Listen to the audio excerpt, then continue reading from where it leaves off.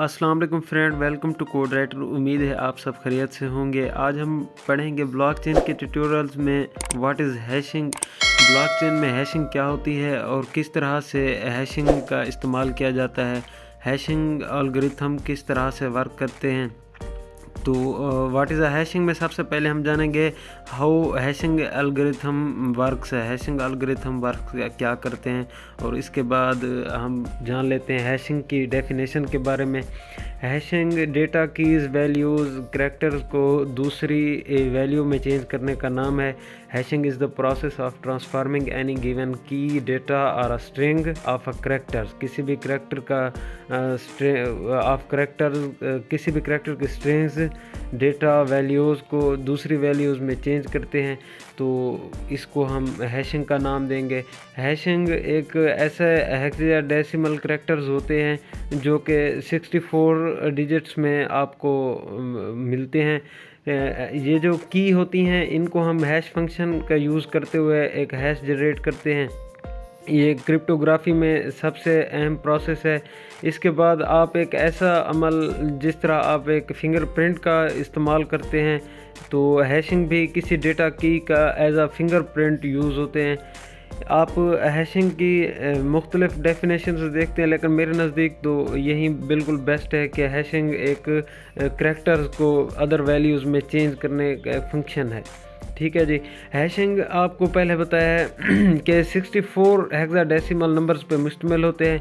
Every 64 hexadecimal number, every number has 4 bit memory. ये ए से F and 1 से 9 तक होते हैं। 64 की नीचे आपको लाइन नज़र आती है कि इस तरह से शो होते हैं। एक नंबर 4 बिट मेमोरी पे मुश्तमिल होता है। जब आप 64 मल्टीप्लाई बाई 4 करेंगे 256 बिट आपको हासिल होगा इसका। तो ये 256 बिट मेमोरी पे मुश्तमिल होता है। इस तरह हम अननोन इंटीगर 256 का यूज़ भी करते हैं, जो कि हमारे अक्सर प्रोग्रामिंग कोडिंग में हम इनको यूज़ करते हैं, क्योंककि हमें हेक्साडेसिमल SHA-256 के ज़रिए से, सिक्योर हैशिंग एल्गोरिथम के ज़रिए से हम इसका इस्तेमाल करते हैं। SHA-256 सिक्योर हैशिंग एल्गोरिथम, ये 256 का ऑप्शन ये इसकी मेमोरी को शो करता है, जो कि हमने अभी पहले आपको बताया कि 64 हेक्साडेसिमल नंबर जो होते हैं, every number has 4 bit memory, then when we multiply them then 256 bit memory show. तो ये जो SHA-256 है, सिक्योर हैशिंग एल्गोरिथम, ये जो फंक्शन हम SHA-256 यूज़ करते हैं, ये इस तरह 256 इसकी बिट मेमोरी का बिट मेमोरी हमें बताता है। इसके बाद ये एक वन वे सिस्टम है। जब भी हम कोई इनपुट देते हैं तो हमें SHA-256 का यूज़ करते हुए हमें एक आउटपुट हासिल होती है, तो उस आउटपुट को हम दोबारा इनपुट में तब्दील नहीं कर सकते हैं। लेकिन एक बात है कि जब हम वो जो भी इनपुट हम डालते हैं, फ़र्ज़ करें ABC एक डेटा हम इनपुट में इंटर करते हैं, तो हमें जो भी हासिल होगा आउटपुट हैशिंग एल्गोरिथम में, जब भी हम नेक्स्ट टाइम ABC या वही इनपुट डालेंगे तो हमें सेम करैक्टर मिलेंगे हैशिंग में। तो मैसेज जब आप SHA-256 में हैशिंग एल्गोरिथम का यूज़ करते हुए जब आउटपुट आप हासिल करते हैं, तो वही करैक्टर्स हमें दोबारा उस पिछली फॉर्म में नहीं मिल सकते। जिस तरह से आप एक इस डायग्राम को समझें, हमने कोई डेटाज, वैल्यूज़ या कोई भी ऐसा समझें, कोई भी अपना डेटा हम इंटर करते हैं SHA-256 में, तो हमें एक फिंगरप्रिंट की तरह एक चीज़ हासिल हो रही है। इसका मतलब ये है कि हमें जब अपना मिसाल ले लें इंसान की ख़ुद की, जब हम अपनी कोई भी अपना फिंगरप्रिंट का यूज़ करते हुए हम आईडीज़ वगैरह अपने निकाल लेते हैं, अपना जो भी डेटा उसमें स्टोर होता है वो चीज़ हमें हासिल हो जाती है। इस तरह जो भी डेटा इस हेक्साडेसिमल करैक्टर्स में सेव होता है, वो हमें एल्गोरिथम SHA-256 के ज़रिए जो हम सेव करते हैं वो हमें मिल जाता है। अब hash generate with data keys and values. Data keys and values क्या होती हैं, इन डेटा कीज़ एंड वैल्यूज़ में क्या आता है, ये तकरीबन लोगों का सवाल होता है कि कौन सा डेटा, कौन सी कीज़ एंड कौन सी वैल्यूज़, की वैल्यूज़ क्या होती हैं।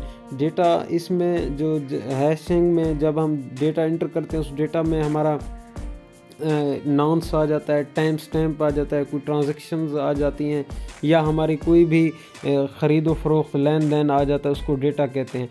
तो आप ये एक डायग्राम देखें, इसमें आप ब्लॉक का एक नज़र आ रहा है, जिसमें सबसे पहले आप नोट करेंगे इसमें डेटा मौजूद होता है। डेटा में क्या होता है, वहीं आपको जो पहले बताया है कि नॉन्स होते हैं, टाइम स्टैम्प होता है, अब एनी ट्रांजैक्शंस होती हैं, एनी कोई भी हम डेटा जहाँ स्टोर करते हैं वो होता है। इसके बाद हमारे पास एक हैश आता है।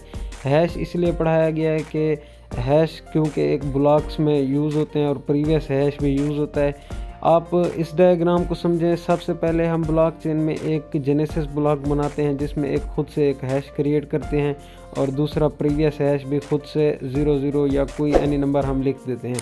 इस हैश को इस्तेमाल करते हुए नया ब्लॉक जब बनता है तो एक प्रीवियस हैश हमें निकालना पड़ता है, जो कि जेनेसिस ब्लॉक का होता है, और दूसरा उसी ब्लॉक का मौजूदा हैश होता है। इससे हम और डेटा कीज़ इंटर करके एक दूसरा ब्लॉक बनाते हैं। इस तरह जब तीसरा ब्लॉक बनता है तो उसको प्रीवियस हैश की मदद ज़रूरत होती है कि प्रीवियस हैश होगा तो मौजूदा हैश डिक्लेयर होगा और इसके साथ तीसरा ब्लॉक क्रिएट होगा।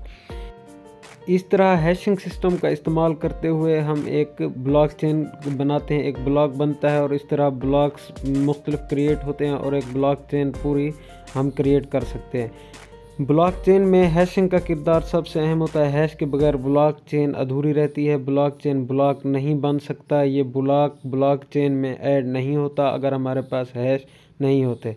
उम्मीद है आपको यहाँ तक वीडियो क्लियर समझ आ गई होगी हैशिंग के बारे में। नेक्स्ट अच्छी वीडियो को देखने के लिए हमारा चैनल लाइक सब्सक्राइब करें। शुक्रिया।